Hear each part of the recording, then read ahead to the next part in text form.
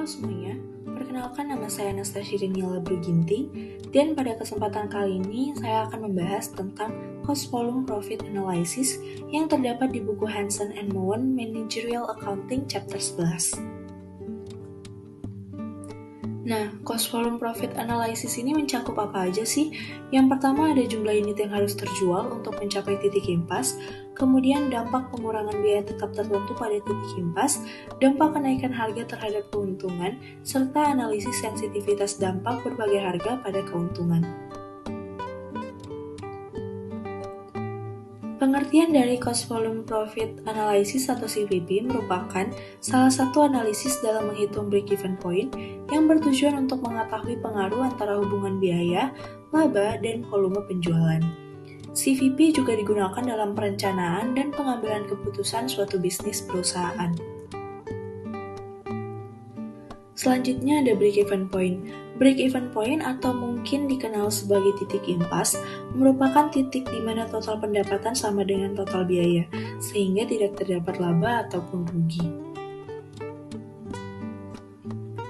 Break-even point dalam satuan unit yang pertama ada laba operasional atau operating income, di mana rumus mencarinya yaitu laba operasi sama dengan pendapatan penjualan dikurang biaya variabel dikurang biaya tetap. Atau dapat juga dicari dengan laba operasi sama dengan harga dikali jumlah unit terjual dikurang biaya variabel per unit dikali jumlah unit terjual dikurang total biaya tetap.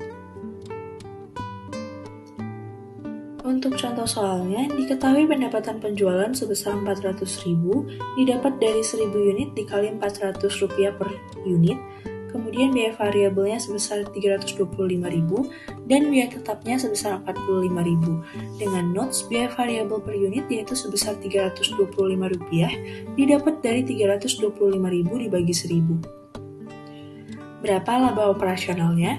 Dapat dicari dengan penjualan sebanyak 400.000 dikurang biaya variabel sebesar 325.000 menghasilkan margin kontribusi sebesar 75.000.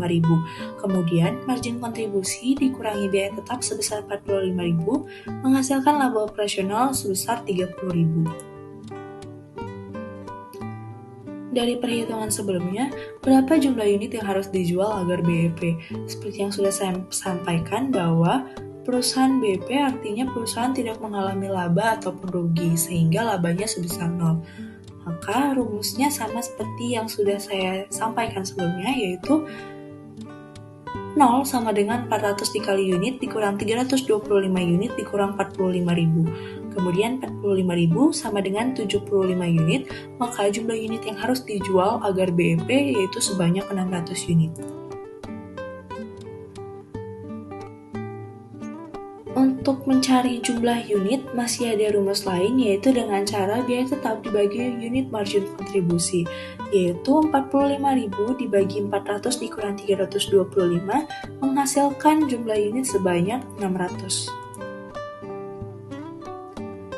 Selanjutnya ada target profit. Berapa jumlah unit yang harus dijual jika target profitnya 60.000? Nah, kalau tadi soal sebelumnya jika perusahaan BP artinya labanya sama dengan 0, maka di target profit ini labanya diminta targetnya sebesar 60.000. Maka rumusnya masih sama, yaitu 60.000 sama dengan 400 dikali unit dikurang 325 dikali unit dikurang 45.000. Kemudian 105.000 sama dengan 75.000 dikali unit, dan jumlah unit yang harus dijual jika target profitnya 60.000 yaitu sebanyak 1.400 unit.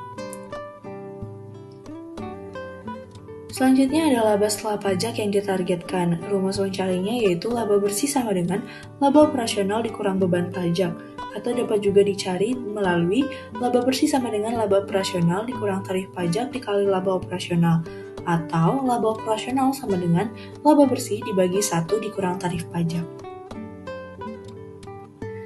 Sebelumnya kita sudah membahas BEP dalam satuan unit, maka sekarang kita akan membahas BEP dalam satuan moneter atau dolar.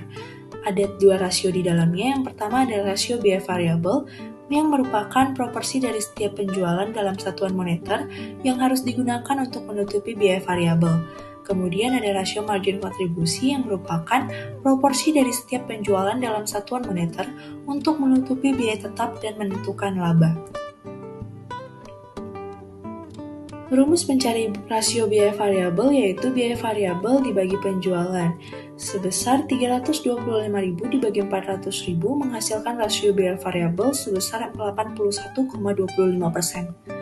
Kemudian rumus mencari rasio margin kontribusi yaitu margin kontribusi dibagi penjualan ini sebesar 75.000 dibagi 400.000 menghasilkan rasio margin kontribusi sebesar 18,75%. Berdasarkan soal sebelumnya, berapa penjualan untuk mencapai BEP dalam dolar atau moneter? Rumusnya yaitu biaya tetap dibagi rasio margin kontribusi sama dengan 45.000 dibagi 18,75% menghasilkan 240.000. Dan yang terakhir ada margin of safety. Margin of safety atau margin pengaman merupakan unit yang terjual atau diharapkan terjual atau pendapatan yang dihasilkan atau yang diharapkan untuk dihasilkan yang melebihi volume impas atau break-even volume.